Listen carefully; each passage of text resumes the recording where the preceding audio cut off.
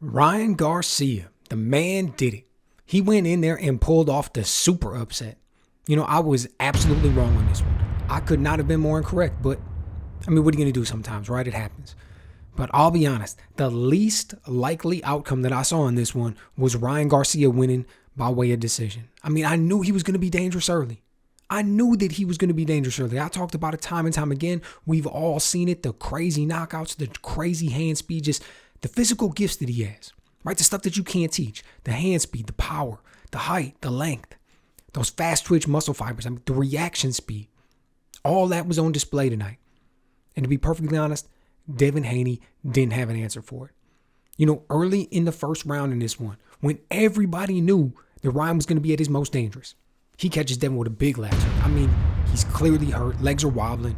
He said in the post-fight, he was prepared for the left hook, right? Because he gets asked point blank, how could you not be prepared for the punch that everybody knew? He's like, we prepared for it. We were ready for it. But he caught me sleeping. I thought that was both interesting but incredibly honest, which, hey, it is what it is sometimes in that regard. Right now after that big left hook, we saw Devin do what Devin does in a lot of ways, right? He said that he was going to be the aggressor. He said that he was going to be mine in the middle of the ring. And that's exactly what we saw. And he came forward, right? He was the aggressor. He was pushing forward. And he did a lot of good work for the next, 4, maybe 5 rounds. He caught Ryan with a big left hook of his own in the third, had him buzzed. He was working behind the jab well, mixing in good right hands behind it. 4th, 5th, 6th round of the fight, it was easy to start to think that Devin Haney was completely in control. That we looked at the first round, it was a blip on the radar. It was just getting caught cold early in the fight, wasn't ready for the speed, whatever you want to say, a little bit of an anomaly. It was easy at that point in the fight to start to develop that line of thinking, to start to think that that was the way that it was going to go. And either, maybe late we were going to get a stoppage. Maybe Devin Haney was going to be able to just continue to dominate and coast to a victory. There was a lot of things that he was doing well at that point. But lo and behold, then comes the 7th round, and that left hook from Ryan Garcia strikes again, man. That thing is like lightning just coming out of the sky. And when it lands clean, that hook is so dangerous. And it was just, it was hard to believe in some ways while I'm watching it live that Devin just didn't have an answer for it. Like I said, everybody knew coming in that was Ryan Garcia's signature punch. That's his money punch. That's how he gets everything done. And he's still going out there and getting it off against a guy that we looked at as a master technician, a guy that we looked at as being dominant from the outside. And he's not even making any adjustments mid-fight. Later on in the fight, 10th round comes, 2 more knockdowns from Ryan. 2 more. Man, he is out there just hammering Devin at this point. And look, I got to be honest, I thought there was a real possibility that we were going to see this fight get stopped.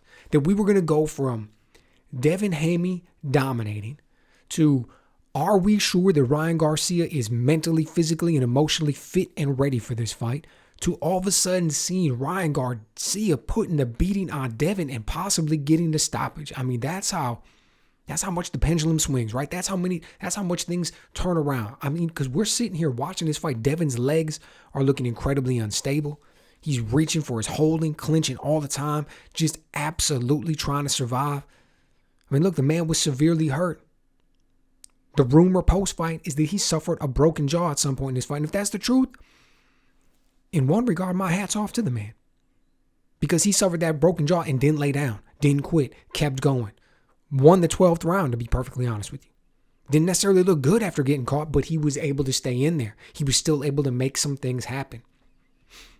And overall, when it's all said and done, I don't want to judge Devin Haney too harshly on this performance, because at the end of the day, it's just one fight. At the end of the day, it's one fight. And nobody said that Ryan Garcia wasn't going to be dangerous going in.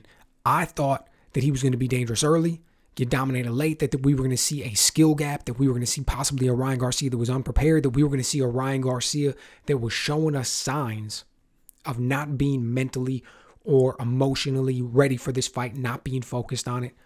All of that was incorrect. This was the best Ryan Garcia that we could have saw. That's what the story is. The story of this isn't that Devin Haney didn't show up. The story isn't that Devin Haney wasn't ready. The story isn't that Devin Haney overlooked Ryan Garcia. The story is that Ryan Garcia showed up, that he fought a better fight than any of us could have imagined, that he looked better in so many ways than we had ever seen him in the past. So my hat's off to the man at this point. And what are we going to be talking about next? Think about that. What are we going to be talking about next? Because the quickest thing that comes to mind, I mean, I get what we heard in the post-fight, and I get that he's talking about potentially even, moving up more and calling out bigger names and doing this and doing. But what about the rematch between him and Tank?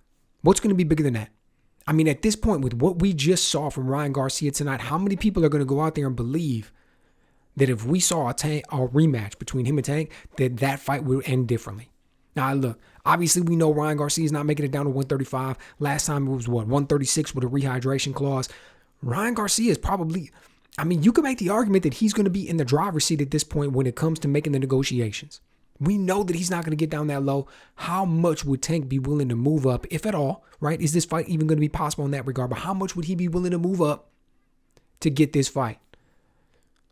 Because there's going to be a lot of money involved. There's going to be a lot of people at this point to think, hey, getting weight drained is what made the difference. Getting weight drained is why Ryan Garcia wasn't able to make it happen. He's a little bit more mature now. If he's able to keep the weight where he wants to be, he's going to be much more of a formidable opponent. Man, that fight would have so much buzz. That fight would be so huge. Because this performance that we saw him put on tonight, great performance. Great performance, particularly in light of the competition. Let's be honest and let's remember who Devin Haney was going into this fight and what we thought he was going to do. So, awesome work by Ryan Garcia. Couldn't have been more wrong on this one. And hey, that's the way the cookie crumbles sometimes. So, let me know what you guys think. What did you think of the way that he looked? What do you think about what's next for him? What's going to, Ryan Garcia is in the driver's seat at this point. Who is not going to want to take that fight with him? Because dude brings so much money and buzz and spotlight to the table. Whatever it is, whoever it ends up being, it's going to be huge. I can't wait for it. Let me know what you guys think.